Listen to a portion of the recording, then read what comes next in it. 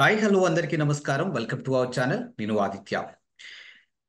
వైఎస్ఆర్సీపీకి సంబంధించినటువంటి రాజ్యసభ ఎంపీలు ఇద్దరు రాజ్యసభకి సభ్యత్వానికి రాజీనామా చేయడం జరిగింది. సో మరి ఇప్పుడు ఖాళీ అయినటువంటి ఆ 2 సీట్లని ఎవరు భర్తీ చేయబోతున్నారు, ఎవరికి ఇవ్వబోతున్నారు, ఇలాంటి ఎన్నో అంశాల గురించి తెలుసుకునే ప్రయత్నం చేద్దాం. సో ప్రస్తుతానికి మనతో పాటు లైవ్ లో ఉన్నారు టీడీపీ అధికార ప్రతినిధి సప్తగిరి ప్రసాద్ గారు. సో సార్ అడిగి పది విషయాలు తెలుసుకుందాం. సార్ నమస్కారం సార్.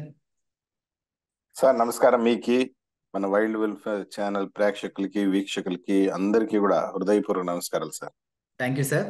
సార్ ఏపీలో వైఎస్ఆర్సీపీ అధికారం కోల్పోయిన తర్వాత ఆ పార్టీలో జరుగుతున్నటువంటి సిచ్యువేషన్స్ అన్ని మనం చూస్తూనే ఉన్నాం. ఇక తాజాగా రాజ్యసభ ఎంపీలు కూడా ఇద్దరు రాజీనామా చేయడం జరిగింది.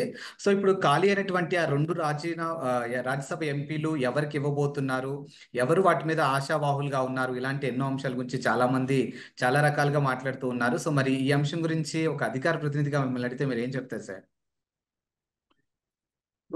ఒక పాయింట్ అయితే గుర్తుపెట్టుకోవాలి సార్. ముందుగా వైసీపీ ఖాళీ అవుతా ఉంది, చాప్టర్ క్లోజ్.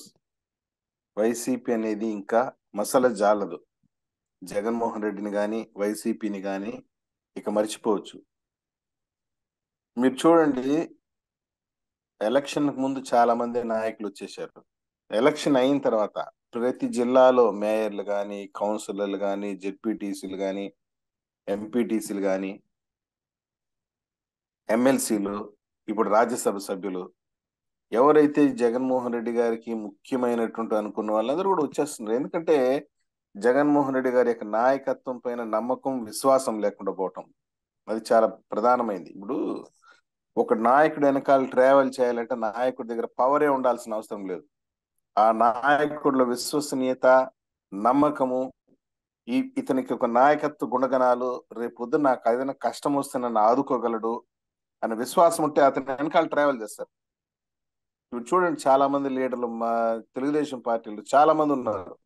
40 సంవత్సరాలుగా ఏ పదవి లేకపోయినా, ఏ హోదా లేకపోయినా, కేవలం చంద్రబాబు నాయుడు గారి పైన నమ్మకం, విశ్వాసం, తెలుగుదేశం పార్టీ అంటే ఒక గౌరవం. నాకు తెలిసి 43 ఇయర్స్ ఆఫ్ హిస్టరీలో ఏ పదవి లేనటువంటి వాళ్ళు దాదాపు 43 సంవత్సరాలకు చాలా మంది ఉన్నారు, వేల మంది ఉన్నారు మా పార్టీలో.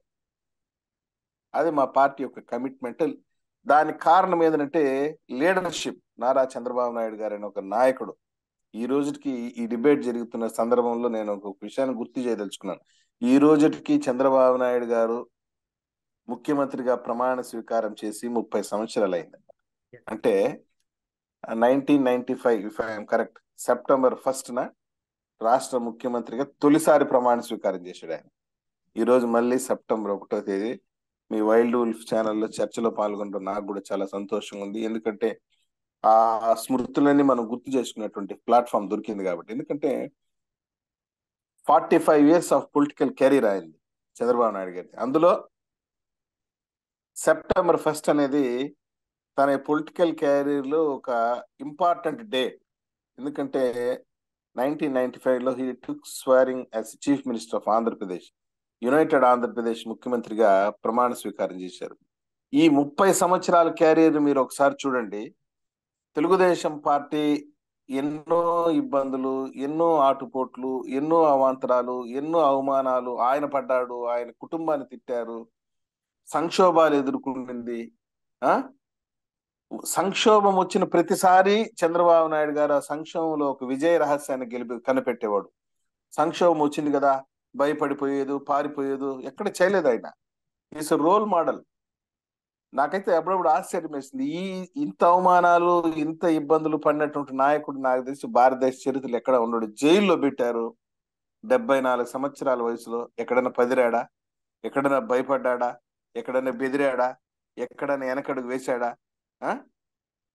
జైలు నుండి వచ్చి కూడా అశేష ప్రజాదరణ పొంది ముఖ్యమంత్రిగా ప్రమాణ స్వీకారం చేయగలిగాడు. తన భార్యను తిట్టారు, తన కుటుంబ సభ్యులను అవమానించారు, హేళన చేశారు. మీరు నమ్ముతారు నమ్మరు, on the floor of the house, అసెంబ్లీలో అయితే పనికి మాలిన పుకోడా నాయకులు, పులిహోర నాయకులు, నెత్తి పైన రూపాయి పెడితే పావులాగా అమ్ముడు పోయినటువంటి అనిల్ కుమార్ యాదవ్ గాని, ఆ కొడాలి నాని గాని, ఆ వల్లభనేని వంశీ గాని, వీళ్ళందరూ కూడా ఆయన్ని పర్సనల్ గా టార్గెట్ చేసి తిట్టారు. అయినా కానీ ఎక్కడ పదరలేదు, ఒకడే నిలబడి అసెంబ్లీలో ఫైట్ చేసిన సందర్భాలు కూడా ఉన్నాయి. That is the leadership quality. ఆ క్వాలిటీ ఉంటే ఈ నాయకుడు మనల్ని ఏదో ఒక రోజు మనల్ని గట్టెక్కిస్తాడు, ఏదో ఒక రోజు మనల్ని విజయ తీరాల వైపు నడిపిస్తాడు అన్న నమ్మకంతో నడుస్తాం. జగన్మోహన్ రెడ్డిని చూసి ఏం చూసి నడవాలి?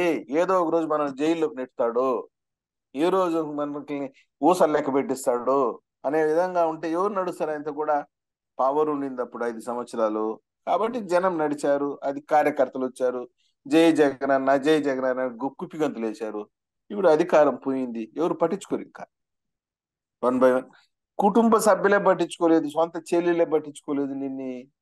ఇంకెవరు పట్టించుకుంటారబ్బా? నీ పైన నీ చెల్లికి విశ్వాసం కోల్పోయింది, నీ తల్లికి విశ్వాసం కోల్పోయింది, ఇంకెవరు పట్టించుకుంటారు నిన్ని? రాజకీయం అంటే అధికారం కాదు, రాజకీయం అంటే ముఖ్యమంత్రి పీఠం కాదు, రాజకీయం అంటే ప్రజలకు సేవ చేయటం, నిరంతర పోరాటం చేయటం. ఆ లెక్కనెత్తుకుంటే చంద్రబాబు నాయుడు గారు ఓడిపోయిన ప్రతిసారి కూడా ఆయన గెలిపించింది తెలుగుదేశం పార్టీని కాదు, 10 కోట్ల మంది ఆంధ్ర తెలుగు వాళ్ళని గెలిపించాడు. ప్రతిసారి గెలిచింది తెలుగుదేశం పార్టీ కాదు, తెలుగు ప్రజలు గెలిచారు. ఈ తెలుగు ప్రజలు గెలిపించింది ఎవరు? ఒక సమర్థమైన నాయకుడు నారా చంద్రబాబు నాయుడు గారు.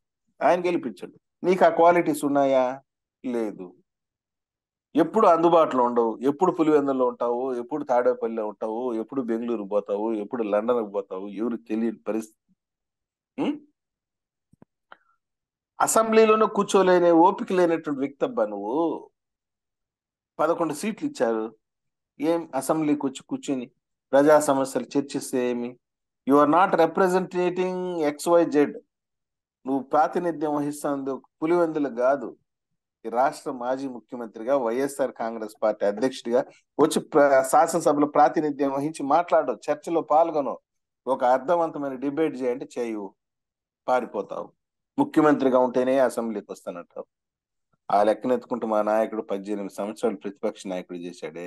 ఈ రోజు వరదలు రాష్ట్రంలో, కృష్ణా, గుంటూరు, ఉభయ గోదావరి జిల్లాలు వరదలు ముంచెత్తుతా ఉంటే అందరూ ప్రశాంతంగా ఇద్దరింట్లో నిద్రపోగలుగుతున్నారు అంటే దానికి కారణం ఒక నాయకుడు మేల్కొన్నాడు కాబట్టి, రాత్రి పగలు కష్టపడుతున్నాడు కాబట్టి మనమంతా సేఫ్ గా ఇంట్లో పడుకొని నిద్రపోగలుగుతున్నాం.